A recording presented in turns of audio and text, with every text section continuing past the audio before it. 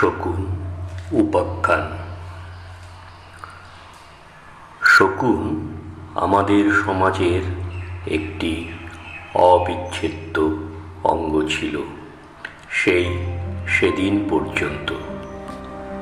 আমাদের বুলিতেও প্রায়ই এর উল্লেখ থাকত।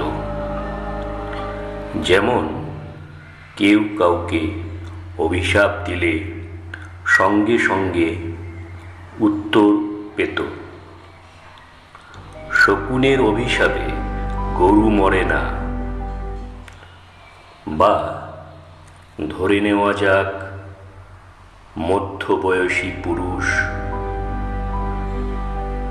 বাচ্চা বয়সের অভ্যেস ছাড়তে না পারার জন্য কোনো সুন্দরী মহিলার দিকে আর চোখে তাকালে,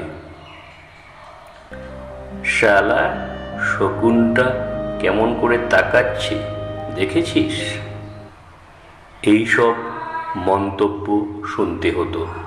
আমাদের ধার্মিক গ্রন্থেও শকুনের উল্লেখ পাওয়া যায় এবং যথেষ্ট সম্মানের সঙ্গেই বর্ণিত হয়েছে।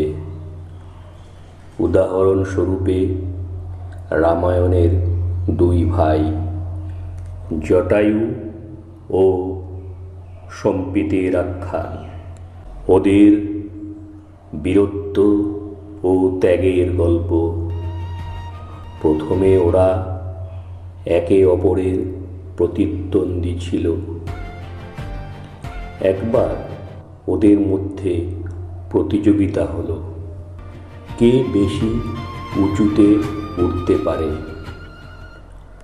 জটায়ু এত উঁচুতে উঠতে লাগলো যে সূর্যের তাপ ওর ডানাতে আগুন লাগিয়ে দেওয়ার উপক্রম হলো। তখন সম্পিত জটায়ুর ওপর নিজের ডানা মেলে উঠতে লাগলো। নিজের প্রাণের মায়া ছেড়ে জটায়ু যে তার প্রতিদ্বন্দ্বী তাকে সে বাঁচিয়েছিল। আর জটায়ুর বীরত্ব, নারীর সম্ভ্রম রক্ষার জন্য রাবণের সাথে তার লড়াই, মৃত্যুর মুখে ঢলে পড়েও ন্যায়ের জন্য প্রাণ বায়ু বাঁচিয়ে রাখার প্রচেষ্টা। অবশেষে ভগবান রামকে সীতা অপহরণের কথা ও পথ নির্দেশ দিয়ে জীবন বলিদান দেওয়া।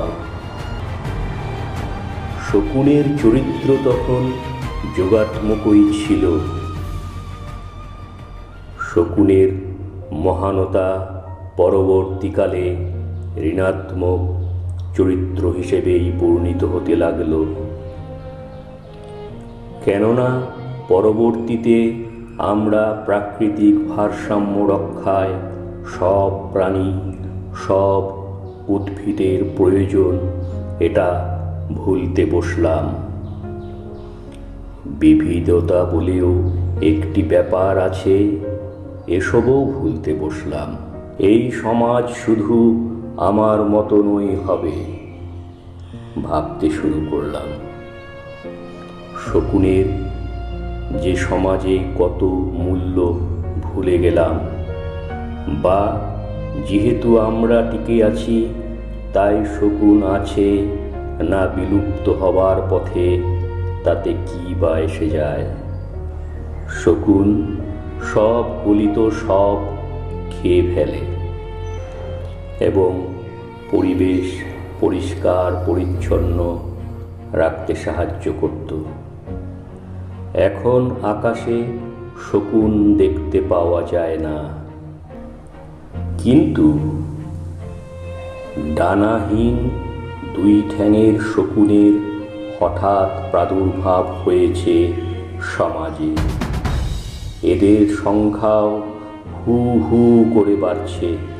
আকাশের শকুন মুখে না বললেও তারা সাম্যবাদীতে বিশ্বাসী, অর্থাৎ তারা সব ধরনের মৃত গলিত সব ভক্ষণ করত, কোনো বিভেদ না করেই। কিন্তু এই নতুন ধরনের শকুনগুলোর বেশিরভাগই মুখে সাম্যবাদী, তবে কার্যক্ষেত্রে কিন্তু খুব বাছবিচার করে, তবেই সবের ওপর ঝাঁপায়। যদিও নারী দেহে সুবিধা পেলে পুরুষ শকুনগুলো এক কাট্টা বা একা ঝাঁপিয়ে পড়ে, তখন তারা কোনো বাছবিচার করে না। কিন্তু তা জীবিত থাকা পর্যন্ত।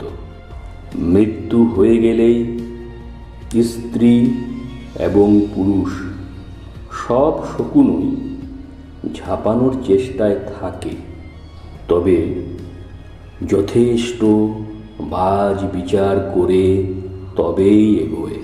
সব ধরনের মৃতদেহ এরা পছন্দ করে না। ওরা বিশেষ কিছু তালিকাভুক্ত প্রজাতি হলেই সবের দিকে তাকায়। কিন্তু শুধু তালিকাভুক্ত হলেই হবে না, এরপর তাদের বিচার্য হয় এই মৃতদেহের কারণ, জবাই হয়েছে না বলি হয়েছে। সাধারণত জবাই করা মৃতদেহ এদের পছন্দের মধ্যে পড়ে না। এদের বলি হওয়া এবং বিশেষ তালিকাভুক্ত মৃতদেহই পছন্দ। সব কিছু যদি মিলে যায় তখন এরা সদল বলে সেই মৃতদেহের ওপর ঝাঁপিয়ে পড়ে। সেই অঞ্চল তখন পুরোপুরি হাজার হাজার শগুনের দখলে চলে যায়, যার কলরব শুধু সেই স্থানেই নয়, চারিধারে ছড়াতে থাকে। দেখতে দেখতে সারা দেশ, এমনকি কখনো কখনো সারা পৃথিবীতেই ছড়িয়ে পড়তে পারে। আশা করা যায় এই নতুন ধরনের ডানাহীন দুই ঠ্যাঙের শকুনের পরিচয় আর দিতে হবে না। এই প্রকৃত শকুনের অভাব বোধ করছে, তাই জটায়ু ও সম্পিতের গুণযুক্ত দুই ডানা মেলে আকাশে উড়ে বেড়ানো শকুনকে বিলুপ্তির হাত থেকে রক্ষা করা আমাদের যেমন কর্তব্য, ঠিক তেমনই জবাই বা বলি দ্বারা যে পদ্ধতিতেই হোক না কেন সব হত্যাকারীকেই বেছে বেছে পৃথিবী থেকে বিলুপ্ত করাও সকলের কর্তব্য।